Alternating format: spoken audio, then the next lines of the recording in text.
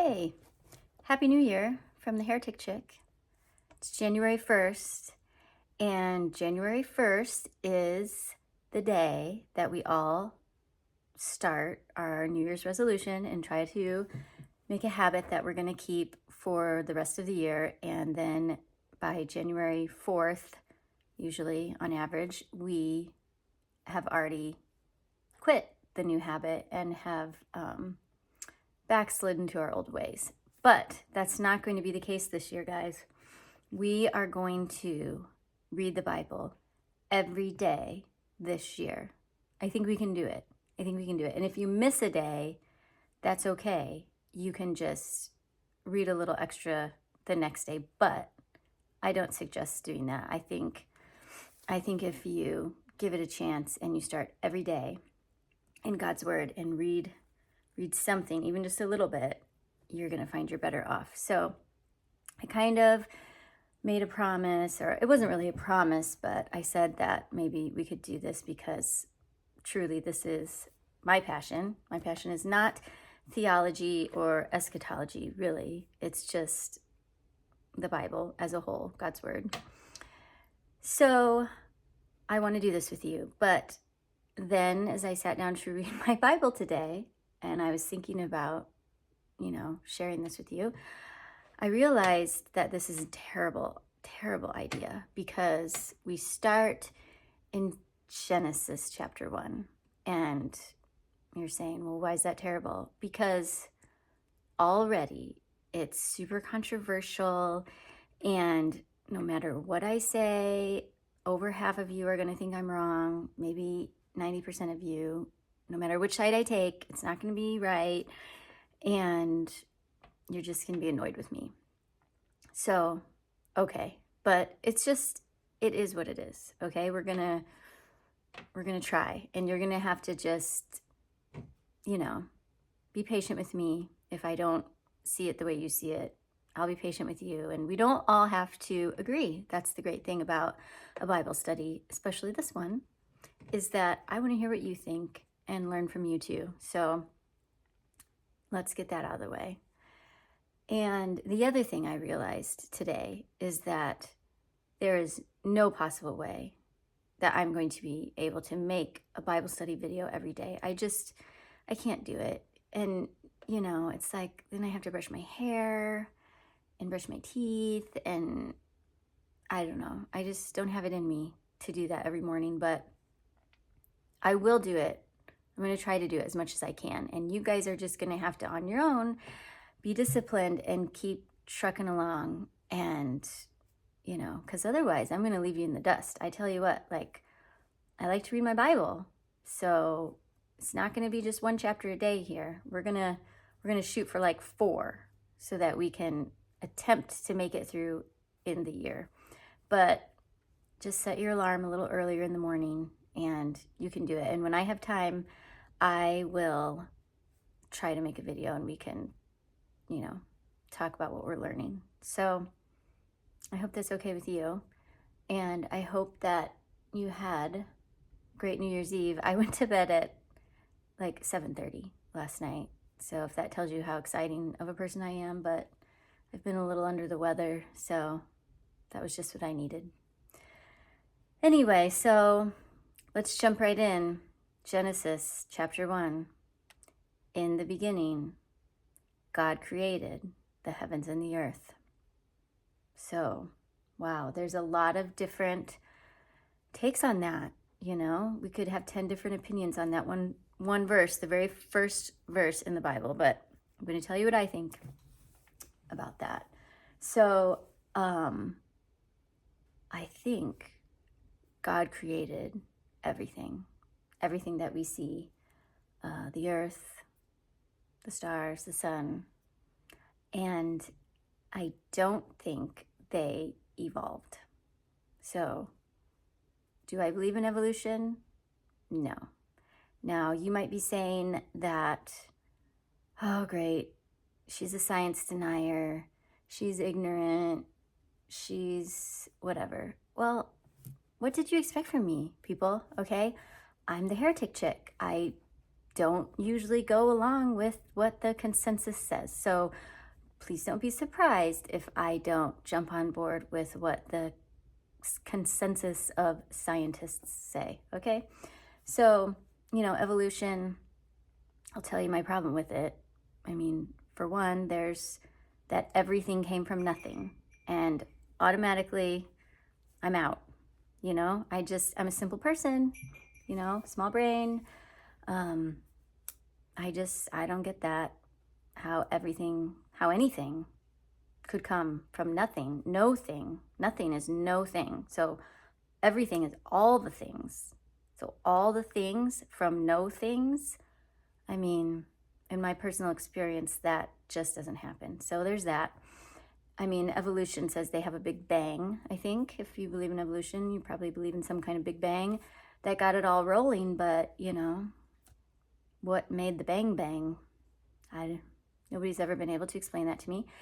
And then, as I studied evolution, there's just, there are some problems with it. So actually, my husband and I were just watching this documentary. It's called Icons of Evolution. It's a really good documentary.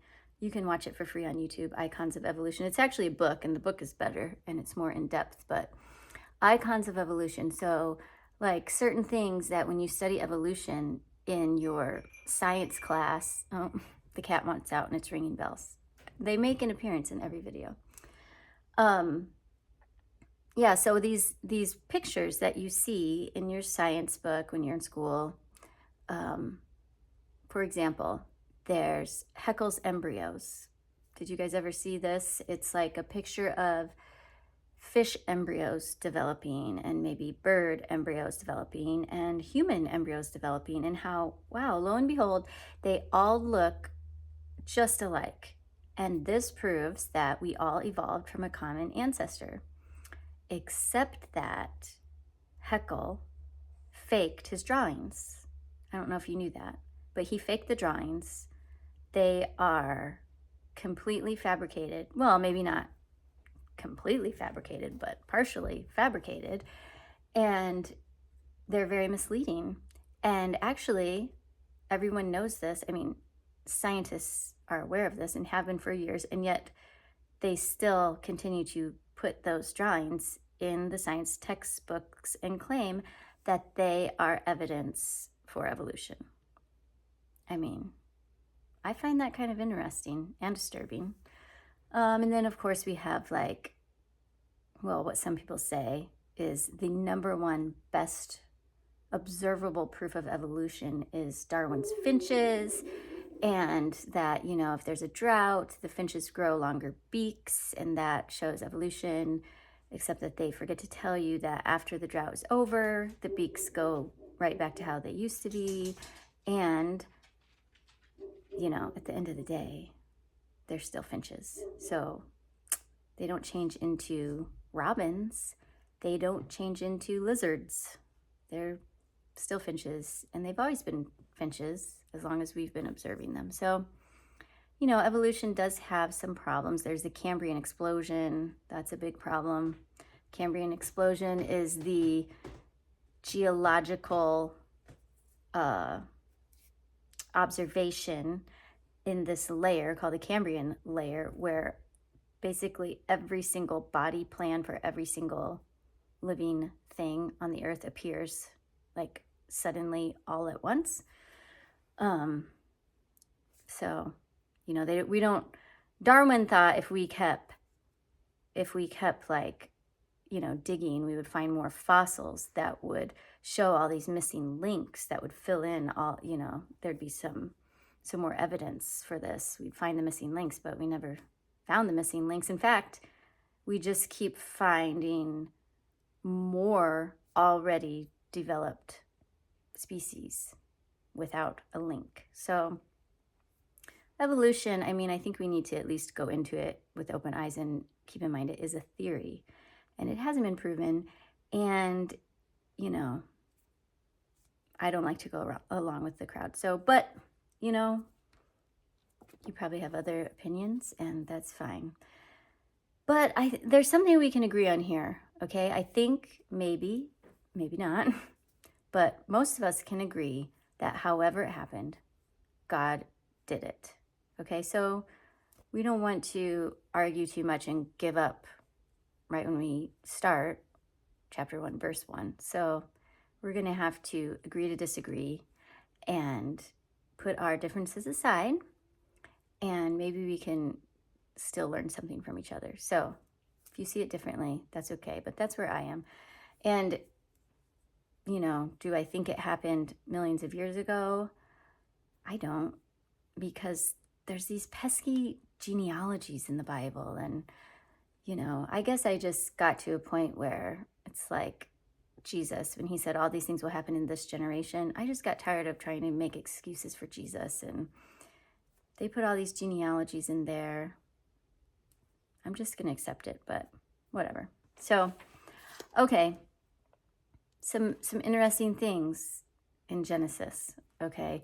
I think something really interesting to me is that the light, God created the light. He separated the light from the darkness. And this was before he created the sun and the moon and the stars. So this is interesting. And maybe you say, well, that's, here you go again, denying science. And, you're just ignorant if you actually believe that. But did you know, as far as I know, maybe I'm wrong, tell me if there's anybody out here who's I don't know what kind of scientist you would be. You'd probably be like a physicist? I don't know. Who talks about light? And if light is a particle or a wave, that's kind of what I'm thinking about right now. Do we know, I guess what I'm saying is, do we know if light is a particle or a wave? As far as I know, we still don't know. And so I just don't see why it is out of the question to say God created light before he created the luminaries. In fact, I just think that's pretty cool. Uh-oh, hold on. Okay, sorry, I had to let the dogs out. All right, so moving on. Another thing I found interesting was that it says there was evening and then there was morning. Each day he's creating, he's saying, and there was evening and there was morning. And I find that interesting because I always think the day should start with daylight.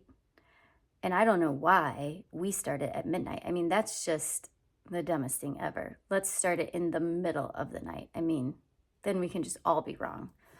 But in the Bible, it starts with the evening, which is actually, now that I'm a preterist, I think a lot about typology and, that prophecy that says, into the darkness has dawned a great light. It's talking about Jesus here. I find that so interesting. Typologically, the darkness was first and then the light. And I feel like that's maybe, this is just my thoughts, what do you think? Maybe that's sort of symbolic of the old covenant and the new covenant. The inferiority of this old covenant, this world where we were separated from Christ, to the new covenant, this world where we have access to God through Christ. I don't know. I thought that was interesting. And then he says, day 6, let us make man in our image, our own image.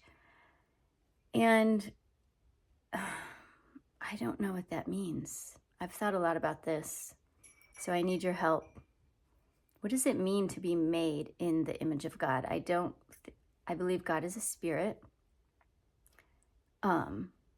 So I don't think it's talking about how we look. But some people say, well, we know right from wrong. Maybe. Of course, we hadn't even eaten yet from the tree of the knowledge of good and evil. I don't know what that means. So some of you that know, tell me what that means to be made in the image of God. It says they were made male and female. So that's interesting. We were created male and female. So all those who think, we just choose our own gender. I guess you're going to have to read your Bible. Okay, and then getting to chapter 2, we learn that he rested on the seventh day of rest, which traditionally was Saturday, I guess, but Sabbath. And then some people are like really confused by chapter 2. It never really confused me because they're like, oh, it's 2 different creation accounts. I just see it as like one creation account, and chapter 2 just kind of adds some further detail. So I don't know. It never bothered me, but you can tell me if you have issues with it. Okay, then we're introduced to the tree of life and the tree of the knowledge of good and evil. Okay, I'm going to say this. When we get to all this Garden of Eden stuff, the tree of life, the tree of the knowledge of good and evil, and then there's like the serpent, and it's tempting, and then she like eats, and we always see the picture of the apple, and I don't really think that's what's going on here. I think there's a lot more going on, and we're not really grasping fully what's actually happening. Maybe some of this is like metaphorical or imagery to represent something else. I don't even want to tell you what I think about it, because then you'd really hang up on me and want to put me in a straitjacket. So, but I don't think this is really about Eve ate an apple that she wasn't supposed to eat. And think about this. Has this ever bothered you? He said, don't eat of the tree of the knowledge of the good and evil. And then they did, and they got in trouble for it. But it's like, people have said, well, then you have like a conscience, you know right from wrong. But if they didn't know right from wrong before they ate of the tree of the knowledge of good and evil, then it wouldn't have been wrong for them to eat of the tree of the knowledge of good and evil. So what I'm saying is, the tree of the knowledge of good and evil isn't, in my opinion, it can't be this thing that when you eat of it, suddenly now you have knowledge of good and evil. They had to have had it before, or it would have been wrong to eat from it in the first place, right? So something else is going on there. But whatever it is, clearly it was wrong. I guess we can all agree on this, or we can simplify it and say there was something they weren't supposed to do, and then they did it. Okay. Oh, I feel like my light is super bright. Whew, there, that's better. Okay, so they did something they weren't supposed to do. And remember, in Deuteronomy chapter 1, verse 39, God is talking to, I don't even remember if it's Joshua. I think it's Joshua.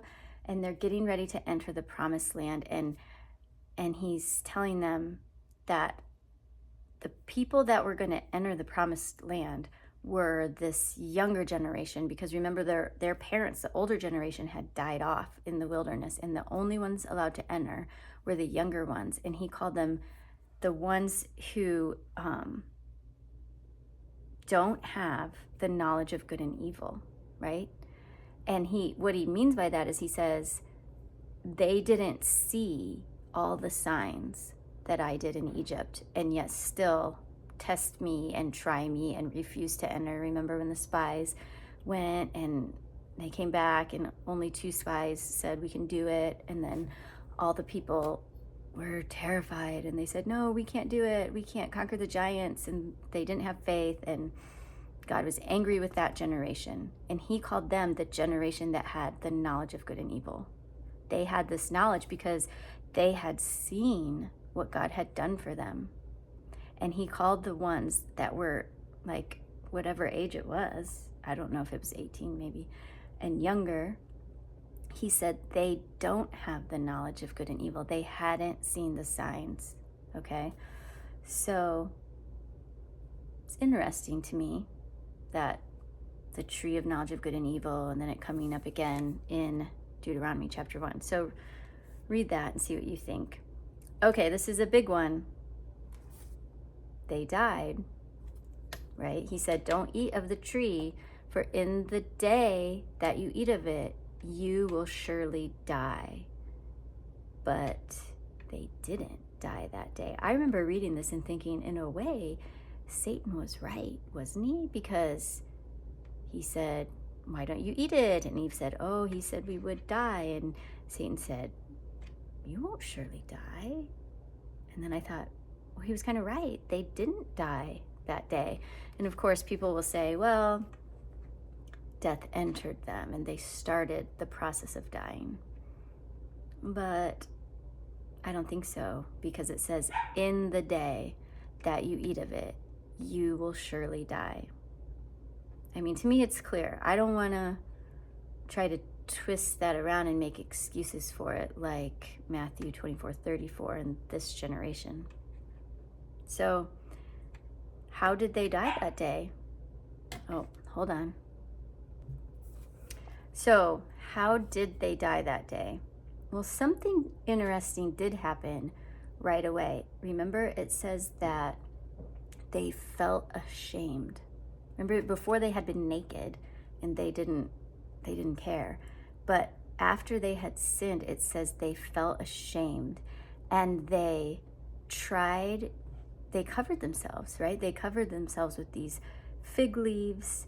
And so I'm just going to argue that the death that they experienced was shame and separation.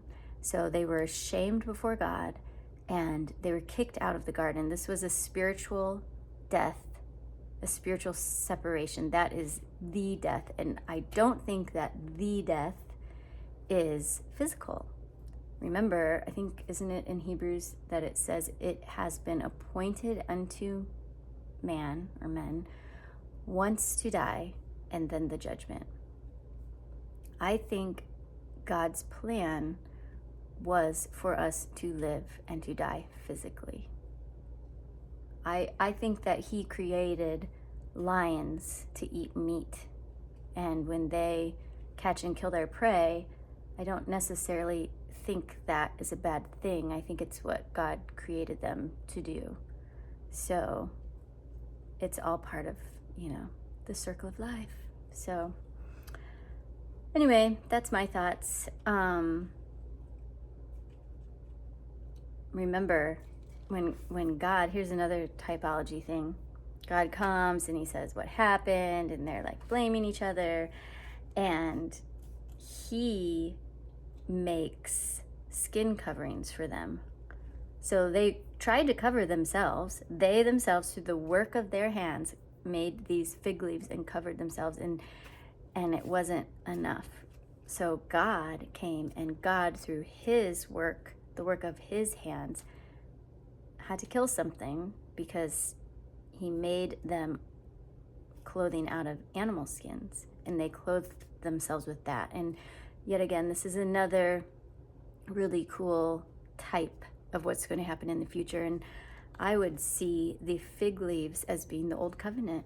It was this covering, right? They made a covering, just like the Israelites made a covering. They made a tabernacle, and they had their priests and they had their high priests, and they offered these sacrifices, and they did all these things in order to be a covering. But in the New Testament, it shows us that this covering, this garment, was wearing away. It was becoming old and obsolete and about to vanish. James says, your garment, your covering, is moth-eaten. It's not good enough anymore. And it was replaced by something not that man had made. Adam and Eve made their fig leaf coverings, but this thing that replaced the fig leaf coverings was made by God. And it took an animal sacrifice. It took the shedding of blood, and we know that that was Christ. And when we clothe ourselves with Christ's righteousness, suddenly we can stand before God again. So, a little typology there for you. We also have, remember, this is interesting. They hid from the presence of the Lord. I mean, I can't help but thinking of, in Revelation, is it chapter 6? It's like the coming of the Lord, and they're hiding. They're hiding in the rocks and in the hills from the terrifying presence of the Lord. This is the same thing that's happening at the very beginning, the book of Genesis. They're hiding from the presence of the Lord. And he curses them. There's these different curses. He has, really interesting, his curse on Adam involving, now you're going to have to work. Okay, work. Every time I read the word work now, I'm thinking old covenant. So work, Adam has to work. And just like they had to do the works of the law under the old covenant. And then he says, your work will be difficult because thorns and thistles will grow up. Thorns and thistles, they come up a lot too. We'll see as we keep reading through the Bible where we find them. But one place we find them at Jesus' crucifixion. Remember, they placed that crown of thorns on Jesus's head. And I think this is another typology, another Jesus taking on this old covenant, these thorns and thistles, and placing it on himself. So, and then of course they're exiled, just like we were exiled from God through our sin, but brought near through Christ. Okay, and then chapter 4, Cain and Abel. Cain and Abel. Okay, interesting. Some more interesting typology. I don't know. Ever since I became a preterist, I see these types everywhere. So I'm sorry if this bothers you. I can't help it. I feel like I see the New Testament, the stuff that's going to happen in the New Testament. I'm just seeing it everywhere in the Old Testament stories. So Cain worked the ground. He worked the ground. Remember, works of the law. This is work of the hands. Whereas Abel was a shepherd. Do we know any shepherds, famous shepherds? I mean, Jesus was a carpenter, but I think we also know him as the great shepherd. So maybe Abel is a type of Christ, the shepherd who brings an offering to God that is acceptable. Okay, why wasn't Cain's offering acceptable? I don't think it was because it wasn't meat. Of Abel's offering, it says he brought the best, but of Cain's, it doesn't say that. So I think Cain's offering was not acceptable because it wasn't his best. But I do think it represents the old covenant, an inferior offering. And then he tells Cain, like, why are you angry? Sin is crouching at your door and its desire is against you or contrary to you. And I don't know, I just like that. I like thinking about how oftentimes sin is so enticing and it sounds so good. And why shouldn't we do these things that we want to do? It reminds me a lot of parenting. When you're a little kid and your parents tell you have to brush your teeth, and it's just so annoying. You don't want to brush your teeth. Why are they telling you this? Why do they keep harassing you to brush your teeth every day, to do a good job at it? Well, it's because their desire is for you, not against you. Sin's desire is against us. It's not for our good, even though it seems at the time like it would be good. But God, he's like a wise parent. He knows what's best for us. Cain, okay, another typology, type of the religious Jews of the new covenant, or of the old covenant. In Jesus' day, there's these Jews and they're offering their sacrifices and they're not good enough because Jesus is here in the flesh. He's the sacrifice. He sacrificed himself, their Passover lamb, and they rejected him, and they continued to bring their inferior sacrifices. So I think Cain is representative of that, of his works. He was working the ground, their works of the law. They refused to bring the sacrifice of Christ. They wanted to do it through their own works. Okay. Cain's mark. I need help with this. It says, Cain said, oh, somebody's going to kill me if you don't put a mark on me. And you might say, well, who would kill Cain? There's only like 5 people on the planet, or 4 at this point. Well, we don't know that. I mean, Adam lived like 900 years. I don't know how old he was when he had Cain. And there could have been other people alive then. And, you know, obviously, probably Cain had, he did, because it talks about his kids. So he must have had a sister who he married, which, oh, see, with Genesis, we just get into so much stuff. But okay, let's talk about that. I have a friend. She used to be my next door neighbor, and she's so sweet. She's Catholic, raised Catholic. She calls herself a cradle Catholic. And she said that means she's been a Catholic since she was born, but she doesn't understand any of it. And she knew that I like to read my Bible. And, you know, I think she decided she'd start reading her Bible. And she came to me and said, I started reading my Bible. And after 2 days, I said, this stuff is crazy. And I shut it up. And I said, well, what is crazy about it? And she said, basically, she realized that it was saying that they married their sisters. You know, siblings were married. And I don't know. I'm sure maybe that sounds pretty gross to us now, but I think, you know, there's a reason we don't marry our siblings now, and it's genetic reasons. You know, there's like genetic problems. In fact, we have a lot of Amish in our area, and they marry maybe a lot of cousins, and so many of them are deaf.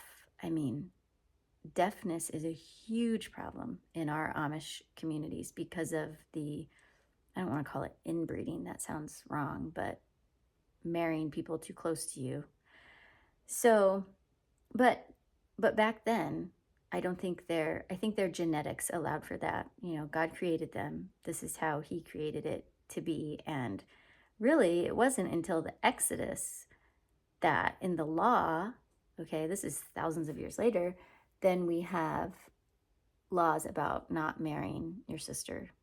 So anyway, I don't think it was a problem that Cain married his sister. Just culturally, it seems weird to us, but it wasn't a problem then. So, but anyway, so Cain takes his wife, his sister, and maybe there's other people too, and maybe they have a bunch of kids already together. I don't know. But he gets this mark so that people won't kill him, and I don't know what that was. So let me know what you think about that. But this is really interesting to me. It says he went to the land of Nod. And the land of Nod, it says in my Bible, it says Nod means wandering.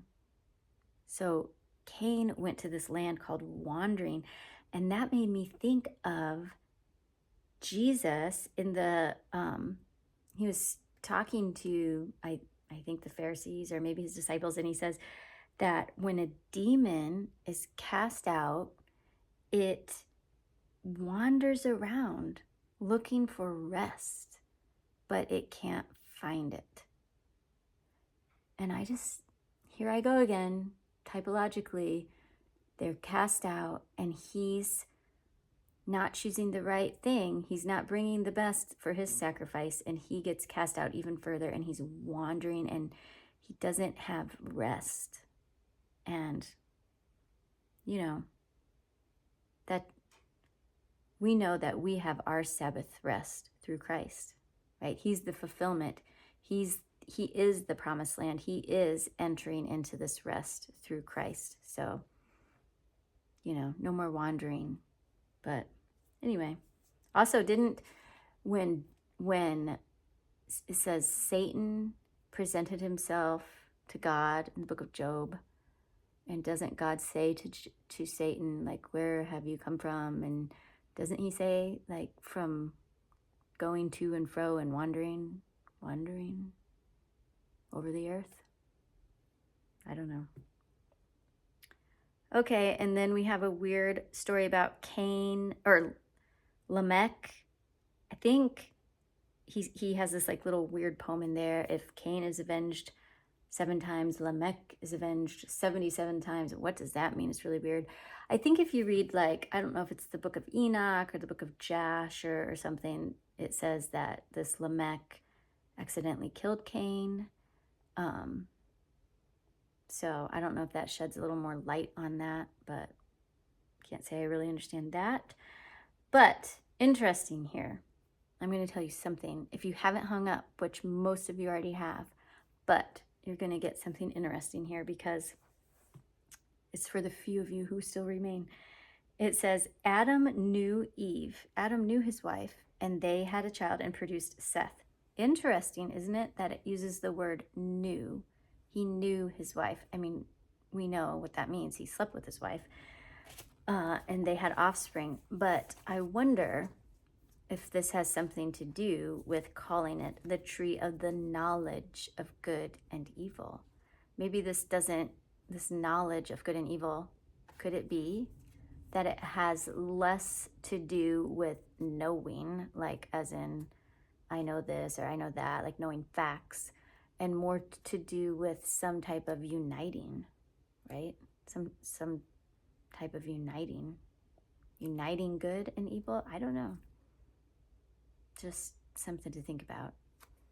I mean, knowing isn't always used factually. Speaking of facts that we know, in this case, it's used a little differently. So maybe that's a clue to the mystery of what's going on in Genesis. And then this last thing, it says, we're in chapter 4 here at the end, people began to call on the name of the Lord. I've always wondered about that.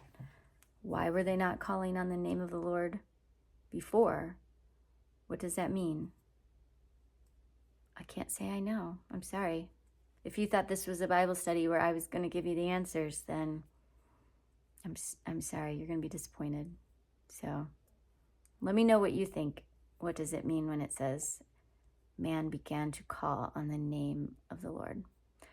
Okay, well, I hope you will read your Bible today. It's not too late. I'm sorry this video is late. I'll try to post them early in the morning in the future, but, you know, better late than never. So